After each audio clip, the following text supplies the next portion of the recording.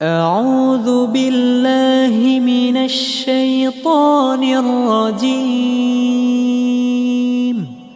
بسم الله الرحمن الرحيم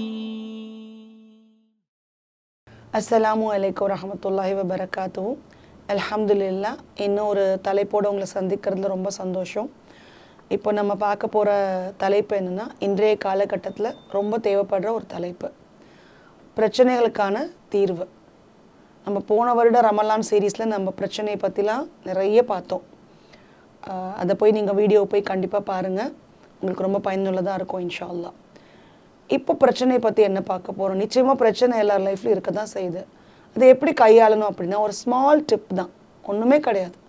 ஏதோ ஒரு விஷயத்த நீங்கள் பிரச்சனை அப்படின்னு நினைக்கிறீங்க அப்படின்னா, அது உங்கள் லைஃப்பில் ஒரு சின்ன வளைவு, அவ்வளோதான். ஒரு கார் ட்ராவலில் போகிறீங்க, ஒரு பம்ப் ரோடு இருக்குது, அது மேலே இறங்க போகிறோம். ஒரு வளைவு வருது காரில் போயிட்டுருக்கும்போது அப்படின்னா, அந்த வளைவை தாண்டி திருப்பியும் ஒரு பிளைன் ஸ்மூத் ரோடு வரதான் போகுது. அந்த பம்ப் ரோடை தாண்டி ஒரு பிளைன் ஸ்மூத் ரோடு வரதான் போகுது. ஸோ நம்ம லைஃப்பில் இருக்கிற சின்ன சின்ன பிரச்சனையோ பெரிய பெரிய பிரச்சனையோ, அது ஒரு சின்ன bend while we are driving a car, a small bump road while we are driving a car. நான் கார் ஓட்டிகிட்டு இருக்கும்போது எனக்கு எதிர்த்தாப்பில் வர ஒரு ஸ்பீட் பிரேக்கர் மாதிரி, ஒரு பம்ப் ரோட் மாதிரி, ஒரு வளைவு மாதிரி, இல்லை ஒரு சர்வீஸ் ரோடில் தப்பாக நான் போயிட்டேன், திருப்பியும் நான் ரிவர்ஸ் எடுத்துகிட்டு நான் என்னோடய மெயின் ரோட்டில் நான் போயிட முடியும் அப்படிங்கிற நம்பிக்கையோடு அந்த பிரச்சனை நம்ம கையாண்டோம் அப்படின்னா, நிச்சயமாக அந்த பிரச்சனை ரொம்ப இலகுவாக தெரியும். முதல்ல பிரச்சனையை பார்த்து பயப்படவே கூடாது. ஏனென்றால் இந்த பிரச்சனை என்னதான் நம்மக்கிட்ட வரும்போது அடுத்தவர்கள் நம்ம காரணமாக கூறினாலும், அந்த பிரச்சனையோட ரூட் காஸ் எங்கேருந்து ஆரம்பிச்சிருக்கணும், நம்மக்கிட்டேருந்து ஆரம்பிச்சிருக்கோம். இதை ஸ்ட்ராங்காக ஏன் அப்படி சொல்கிறேன் அப்படின்னா, அல்லாஹ் சொல்லி காமிக்கிறான் குர்ஆனில், உங்கள் கைகள் தேடியது. நீங்கள் சந்திக்கிற தீமை யார் எங்கேருந்து வந்துச்சு? உங்கள் கைகள் தேடியது. ஸோ நம்ம தான் அந்த ப்ராப்ளத்தை இனிஷியேட் பண்ணியிருப்போம். நான் இன்றைக்கி ஒரு ஸ்ட்ரெஸ் லைஃப்பில் இருக்கேன், நான் இன்றைக்கி ஒரு பிரச்சனையில் இருக்கேன், இதை எப்படி நான் சார்ட் அவுட் பண்ண முடியும் அப்படின்னா, அந்த பிரச்சனையை ஆரம்பித்து வச்சதே நம்மளாக தான் இருப்போம். அப்போ நம்ம என்ன எடுக்கணும் இந்த இடத்துல அப்படின்னா, ஓகே ஃபைன், என்ன ஒரு ப்ராப்ளம் மீட் பண்ணியிருக்கு.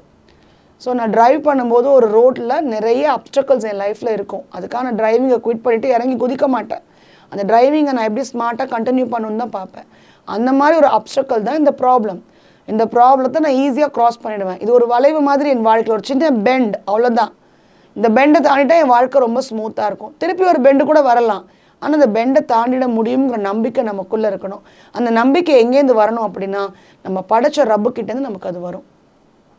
அல்லாவை சார்ந்து இருந்தோம்னா, இந்த பிரச்சனைக்கான தீர்வு அல்லாஹ் தான் கொடுக்க போகிறான் அப்படின்னா, அந்த பிரச்சனையை மிக சுமூகமாக நம்மளால் கையாள முடியும். ஒன்றும் இல்லை, ஜஸ்ட் லைக் இது இக்னோர் பண்ணிடணும், அவ்வளோதான். அது ஏன் நினைத்து அதுலேயே நம்மளை ரொம்ப ஃபிக்ஸ் பண்ணிவிட்டு அதை பற்றியே மறுபடியும் பேசுவதனாலோ சிந்திப்பதனாலோ நிச்சயமாக தீர்வு கிடைக்காது. இது வந்துருச்சு, இந்த ப்ராப்ளம் கண்டிப்பாக என்கிட்ட இருக்குது, இதை நான் சரி செய்து தான் ஆகணும், இதை நான் தாண்டி போகணும், இதை கடந்து தான் நான் செல்ல வேண்டும்.